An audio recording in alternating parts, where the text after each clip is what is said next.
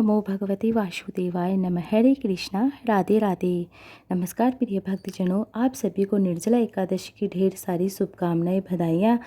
और आज के दिन आप निर्जला एकादशी का व्रत जरूर रखे होंगे। अगर आपने व्रत नहीं रखा है तो आप आज के दिन हो सके तो किसी जैसे कि कोई भी मंदिर है या कोई भी जगह है, वहाँ पर आप एक मटका जल का अवश्य आप रख के आइए, तो आपका पुण्य आपके खाते में ज़रूर आएगा। इस तरह से करने से अब मैं आपको बताऊंगी आज के दिन जैसे कि निर्जला एकादशी का क्या महत्व होता है, ये व्रत क्यों रखा जाता है, किसने रखा था, और ये व्रत कथा क्या है, नियम क्या है, संपूर्ण जानकारी मैं आपको देने वाली हूँ। जैसा कि आप सभी जानते हैं, चौबीस एकादशी हमारे साल भर में आती हैं। जो इस एकादशी का अपना एक अलग अलग महत्व होता है, अलग अलग पुण्य होता है। निर्जला एकादशी इस बार आपको 6 जून को या 7 जून को दोनों तिथियों पर मनाई जाएगी, दोनों तिथियों पर रखी जाएगी। एकादशी तिथि 6 जून की रात 2:15 पर यह तिथि शुरू हो रही है। 7 जून को सुबह 4:47 पर तिथि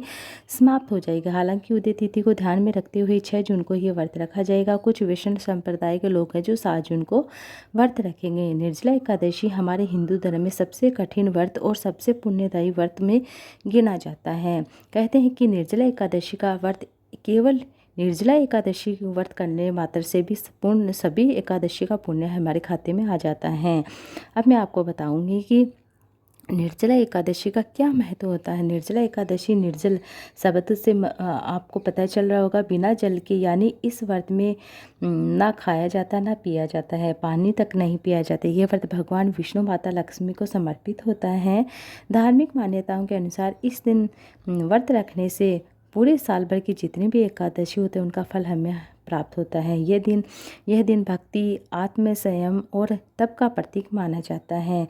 और आज के दिन आपको क्या करना चाहिए, क्या नहीं करना चाहिए, ये भी जान लीजिए। इस व्रत के दौरान पूरा दिन बिना अन्न और बिना जल के उपवास रखा जाता है। इस दिन भगवान की भक्ति में समय बिताया जाता है, दान किया जाता है, धार्मिक ग्रंथों का पाठ किया जाता है, श्रवण किया जाता है, पुण्यकारी माना जाता है। गर्मी के मौसम में जल और शरबत का दान किया जाता है। इस दिन तामसिक चीज़ों का सेवन ना करें। प्याज है, लहसुन है, मांस, मदिरा, इनका सेवन ना करें। क्रोध, झूठ, द्वेष, अपशब्दों का भी प्रयोग नहीं करना चाहिए। आज के दिन शारीरिक की मेहनत और थकान वाले काम से भी बचना चाहिए। जो निर्जल व्रत रखते हैं उनको निर्जला एकादशी की पूजा विधि क्या है वह भी जान लीजिए। व्रत के दिन एक दिन पहले ही हल्का फुल्का सात्विक भोजन करना चाहिए। खूब पानी पीना चाहिए ताकि शरीर में किसी भी तरह की कमी ना आए, पानी की कमी ना आए। व्रत वाले दिन आप ब्रह्म मुहूर्त में उठकर 4 से 5 बजे के बीच में उठ स्नान करें। भगवान विष्णु के समक्ष व्रत का संकल्प ले। संकल्प में कहे कि व्रत भगवान विष्णु माता लक्ष्मी की कृपा के लिए मैं रख रही हूँ। यह एक मतलब स्वस्थ स्थान पर भगवान विष्णु माता लक्ष्मी की मूर्ति, चित्र है, जो भी प्रतिमा जो भी है स्थापित करें। पूजा में तुलसी दल है, फूल, चंदन, धूप, दीप, पंचामृत, नैवेद्य आदि शामिल करें।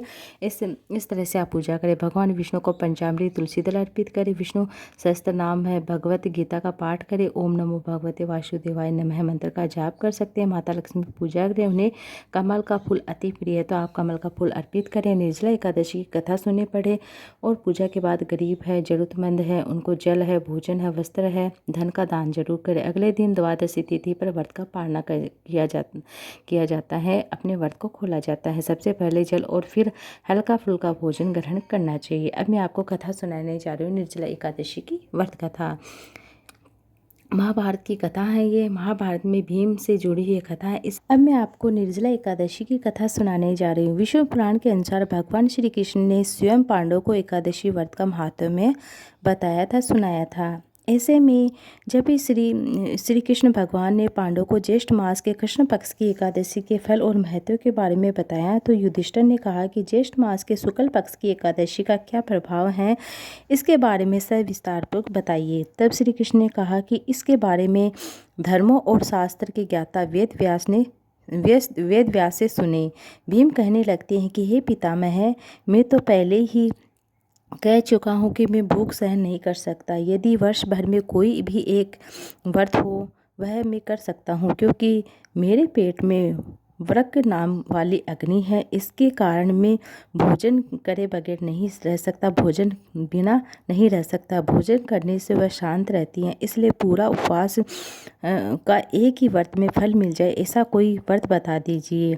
अतः आप मुझे कोई ऐसा व्रत बताइए जो वर्ष भर में केवल एक बार ही करना पड़े, मुझे स्वर्ग की प्राप्ति हो जाए। तब श्री व्यास जी कहते हैं कि हे पुत्र, बड़े बड़े ऋषियों ने भी बहुत शास्त्र आदि बनाए हैं, जिनसे बिना धन के थोड़े परिश्रम से ही स्वर्ग की प्राप्ति हो सकती है। इसी प्रकार शास्त्रों में 2 पक्षों की एकादशी का व्रत मुक्ति के लिए रखा जाता है।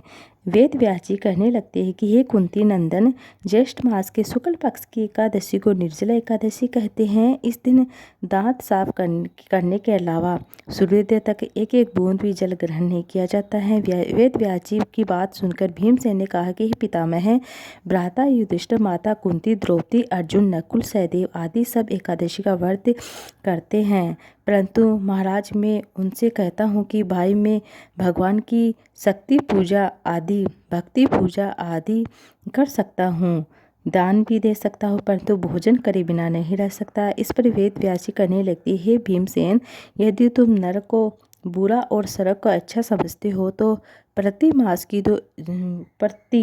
मास की 2 एकादशियों को अन्न मत खाया करो।